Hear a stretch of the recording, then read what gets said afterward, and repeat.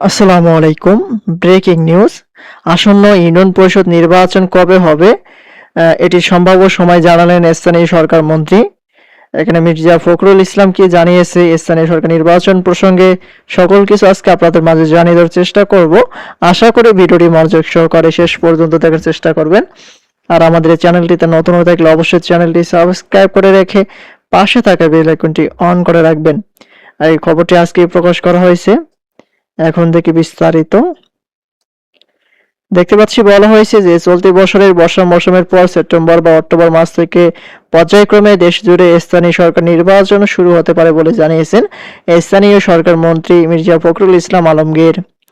আজ মঙ্গলবার জাতীয় সংসদে জামালপুর ৩ আসনের সংসদ সদস্য মোস্তাফিজুর রহমানের প্রশ্নের জবাবে স্থানীয় সরকার মন্ত্রী এ তথ্য জানান। স্পিকার হাফিজউদ্দিন আহমেদ সভাপতিত্বে বৈঠকের শুরুতে প্রশ্নোত্তর টেবিলে উপস্থাপন করা হয়। স্থানীয় সরকার মন্ত্রী মির্জা ফখরুল ইসলাম বলেন, আগামী ১ বছরের মধ্যে ইউনিয়ন পরিষদ, উপজেলা পরিষদ, জেলা পরিষদ, সিটি কর্পোরেশন সহ নির্বাচন সম্পন্ন করার পরিকল্পনা রয়েছে। বাজেটের প্রাপ্যতার উপর ভিত্তি করে পর্যায়ক্রমে এই নির্বাচনগুলো অনুষ্ঠিত হবে।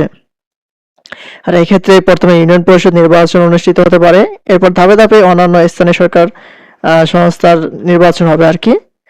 মির্জা ফখরুল ইসলাম বলেন যে নবগঠিত বগুড়া সিটি কর্পোরেশন সহ দেশের 13টি সিটি কর্পোরেশন নির্বাচন একই সময়সীমার মধ্যে সম্পন্ন করা হবে।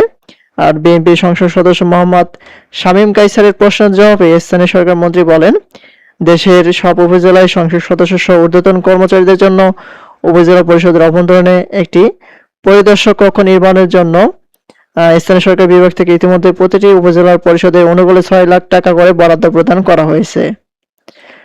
সংরক্ষিত নারী আসনের সংসদ সদস্য সেলিমা রহমানের প্রশ্নের জবাবে মির্জা ফখরুল ইসলাম বলেন, ঢাকা উত্তর সিটি কর্পোরেশন বাসাবাড়ি থেকে বর্জ্য সংগ্রহের কার্যক্রম বেসরকারি ব্যক্তি ও প্রতিষ্ঠানের মাধ্যমে ভ্যানে করে সেকেন্ডারি ট্রান্সফার স্টেশনে নিয়ে যাওয়া হয়। বর্তমানে এই বেসরকারি ব্যক্তি ও প্রতিষ্ঠান সুষ্ঠুভাবে পরিচালনা নিমিত্তে সিটি কর্পোরেশনের সঙ্গে চুক্তির আওতায় আনার জন্য পর্যায়ক্রমে কার্যক্রম চলমান রয়েছে। চুক্তি প্রক্রিয়া সম্পন্ন হলে পরবর্তী সময়ে ছোট ছোট কভার্টে ভ্যানে পরিবেশসম্মত ময়লা অপসারণের বিষয়টি বিবেচনা করা হবে। আর সংরক্ষিত নারী আসনের সংসদ সদস্য নিপুণ রায় চৌধুরীর প্রশ্নের জবাবে স্থানীয় সরকার মন্ত্রী বলেন, জন্ম মৃত্যু সনদ সফটওয়্যার ভার্সন 2 এর উদ্যোগ গ্রহণ করা হয়েছে। নতুন সিস্টেম অনলাইনে পেমেন্ট সিস্টেমের ব্যবস্থা রাখা হবে। নতুন সিস্টেমে ব্লক চেইনের মাধ্যমে কোনো প্রকার তথ্য পরিবর্তন হলে তার লগ জানা যাবে। এছাড়া কোন স্তরে তথ্য পরিবর্তন হলে তা উদ্ঘাটন করা সহজ হবে। জন্ম মৃত্যু সনদ নিবন্ধন যে সেবা সহজীকরণ, জনভোগান্তি দূর করার জন্য সারা দেশের নিবন্ধক ও নিবন্ধন সহকারীদের নিয়মিত প্রশিক্ষণ দেওয়া হচ্ছে।